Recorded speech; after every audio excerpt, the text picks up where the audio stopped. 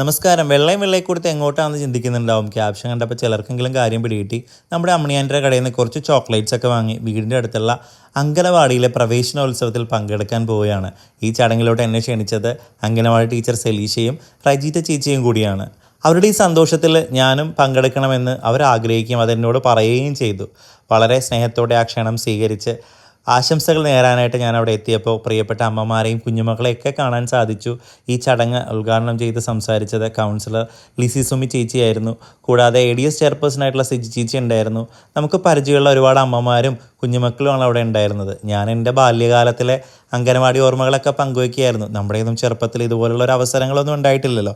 എൻ്റെ വകയായിട്ട് നമ്മുടെ കുഞ്ഞുമക്കൾക്ക് ചെറിയൊരു സ്നേഹസമ്മാനം ചോക്ലേറ്റിൻ്റെ രൂപത്തിൽ കൊടുത്തു. ആരും ചോക്ലേറ്റ് വേണ്ട എന്ന് ഒരിക്കലും പറയില്ല, കാരണം മിഠായി എല്ലാ മക്കൾക്കും ഇഷ്ടമാണല്ലോ. അംഗനവാടി പഠനം പൂർത്തിയാക്കി പോകുന്ന കുഞ്ഞുമക്കൾക്ക് ട്രോഫിയും സർട്ടിഫിക്കറ്റും ഒക്കെ വിതരണം ചെയ്തു. അതൊക്കെ വാങ്ങിച്ചപ്പോൾ അവരുടെ ഒരു സന്തോഷം അത് എടുത്തു പറയേണ്ട ഒരു കാര്യമാണ് കേട്ടോ.